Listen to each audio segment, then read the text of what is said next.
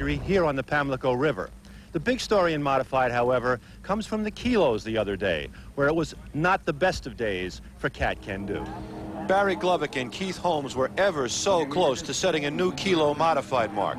They decided to pull out all the stops and go for it, but unfortunately, it was not the mark of 134.7 miles an hour that was broken, it was the boat. And as we see here, the boat rose off the waters of the Pamlico, took off like a 747, crashed back down, and basically in an obliterating crash ended their dreams of a world record. Fortunately, they were basically unhurt, but what happened? Well, this is essentially a tunnel boat. It rides on a cushion of air. There's a point at which you are beyond the point of no return. The boat is airborne, aimed at beyond a critical angle. It picks up too much air under the bow and takes off as an airplane would when it rotates off a runway. Unfortunately, unlike an airplane, it doesn't know what to do with itself once it's up there. And I think it points out the aerodynamics that we're fooling with now with these big boats at these very high speeds. They are becoming like airplane wings, especially in the tunnel class. Keith Holmes, we're glad to say, suffered only minor leg abrasions. Barry Glovick banged up his elbow and forearm. Keith and I decided at the last minute we'd pull all the stops out and we'd run it just as hard as we could, and we were confident we could nail down the kilo record with the boat.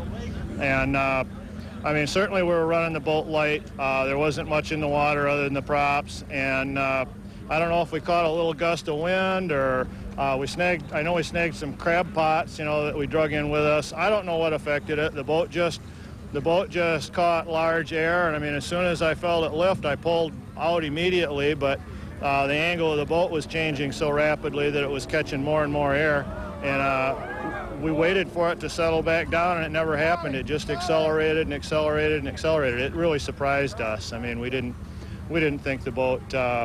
We've run it on the edge, but this was pretty unexpected for us.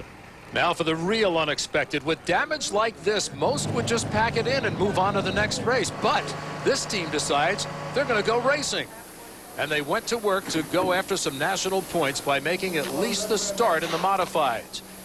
Here you can see them putting on some tape, and then they covered it all with shrink wrap, and they were working on this thing literally for 24 hours or so to get it ready to get back into the water, and look what happened. A remanufactured pickle fork, as a matter of fact, a remanufactured boat, and everything was wrong. The engines had taken a considerable beating, as you can well imagine, and even up to the last minute before the race, they were working on one of them to try to get it started for the race.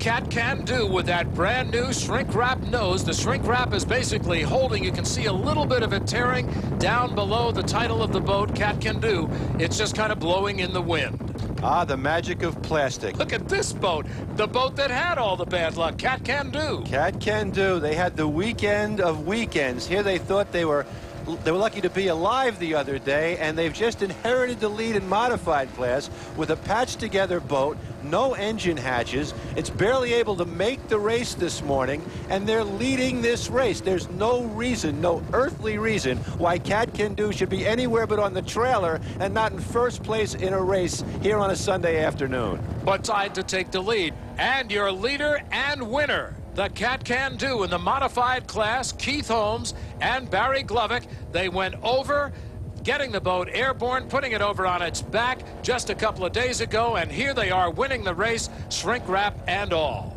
An amazing job by two champions. And our results now show Cat Can Do, the leader, Pepsi One Prolong, and Out of Bounds in third place. Crime Buster, of course, took the win over Oakdale Farms and Critical Lift. Team Motion took the lead over a very quick Team Yahoo Racing. And this cat seemingly had 9 lives here in Washington, North Carolina. A remarkable feat, coming back from a violent blowover just 2 days earlier to take their 3rd win of the season. We're very fortunate today. If it wasn't for Fountain and all their help and all their people and all the guys that pitched in from all the other teams, we wouldn't have been able to do it. It was just fortunate. Barry, when did it hit you that you were the only ones left? Well, you know, the odds seemed impossible from the onset. People asked, when are you going to run this boat again? And we said, oh, maybe 30, 60 days if we work real hard. And then we got to thinking, well, the motors both turn over, maybe we can do this. And we worked day and night since Friday, of course, and of course, we were fortunate enough to be in good enough shape to do that after Friday's incident, you know. So we got stitched up, and then we stitched the boat up and went out and did our job. It was incredible. Well, Keith, going out there with that shrink wrap on the end of the nose, did you have great confidence in it? Well, we watched the gals and guys put it together here at Fountain, and they did a heck of a good job putting the plywood and the 2x4s to it, and the shrink wrap tape, and then shrink wrapped it. I mean, they bandaged it up real nice, I'll tell you. 6-ply. I'm not going to enjoy taking it off. Well, you're going to have to take some ink off of your knees, too. What were you doing? Well, we didn't go out planning on doing many laps, so then I had to count laps with a marker I had in my pocket. And on the other side, I was counting how many times we were lapping the competition. So it was just fortunate it went that way.